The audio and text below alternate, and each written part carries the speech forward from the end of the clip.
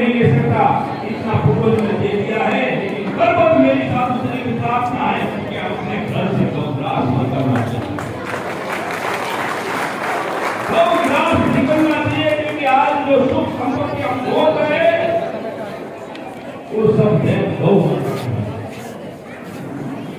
जिसके घर से गौग्रास निकलता है वहीं वेद आते हैं, वहीं कृष्ण आते हैं, वहीं ऋषि आते हैं। इसीलिए तो गौ माता के अंदर चित्रों में आपने देखा होगा 33 कोटि देवता का वहाँ वास क्या है, अपने ही को बताया है गौ माता है। जब तक गौ माता सुरक्षित है, जब तक पृथ्वी पे गौ माता है, तब तक पृथ्वी का आयुष्य। बहुत सौभाग्यता से कह रहा हूँ कि परिवार के साथ छोटे बच्चे को लेकर घाट गौशाला पे आइए, ये भाई ने आया और पूरे परिवार के साथ वहाँ 16 के भीतर सब ऋषि बालक के रहते हैं वहाँ, और विधि विधान से कम 1.5-2 लाख गाय माता की संपूर्ण पूजा करवाते हैं। सोचो, हमारे पूर्वजों ने कहा है, पूरी प्रजाति भारत खंड की जब अपने घर में से कोई स्वजन चला जाता है, अपने पूर्वजों ने कहा है, आज भी कर रहे हैं और समाज भी हमारा मान रहे हैं, विश्वास है, एक ब्राह्मण का बच्चा कर्मकांडी हो, पूजा करके बोल देता है कि आपके मरे हुए स्वजन को मोक्ष मिल गया, तो पूरा परिवार मान लेता है। यही हमारी ऊंचाई है। तो हमें सोचना चाहिए कि हम कितना काम कर रहे हैं। गाय माता जब स्वच्छता तो कहते हैं कि गाय माता को बुलाकर उसके पूछ पे 12 दिन के बाद जल चढ़ाते हैं। जल चढ़ाने के बाद ब्राह्मण के तिलक होता है, गौ माता की पूजा होती है, और ब्राह्मण कह देता है कि अब जीव को ब्राह्मण पूजा करके गौ माता के पूछ में पानी रखकर बोलते हैं, गौ माता को माध्यम के रख के बोलता है कि मोक्ष मिल जाएगा, वही ब्राह्मण ही हो सकते हैं।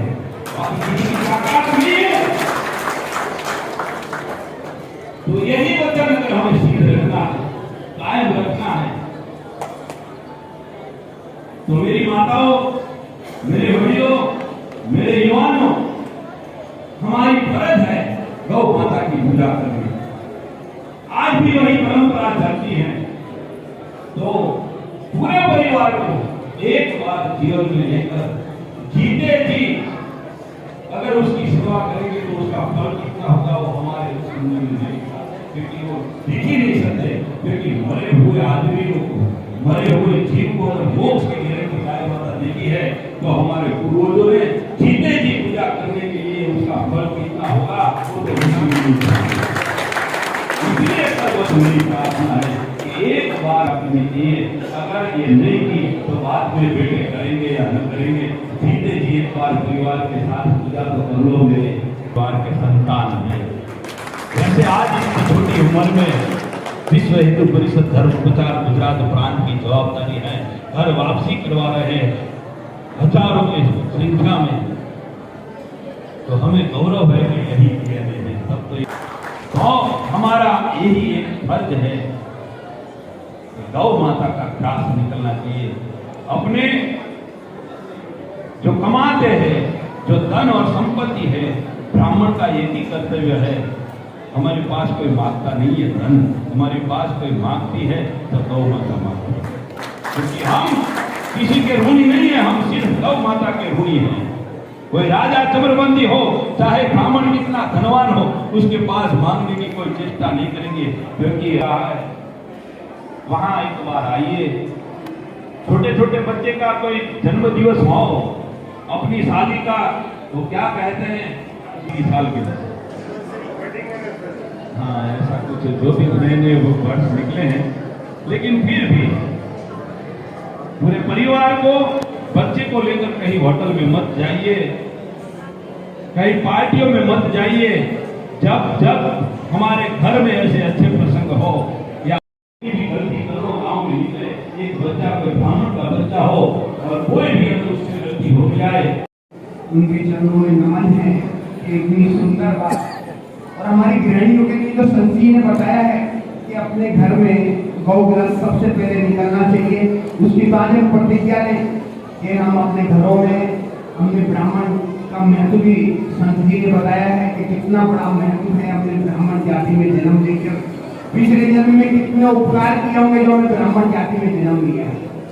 तो गौ ग्रस्त सभी घरों में निकले और हम गौ सेवा की तरफ विशेष ध्यान दें।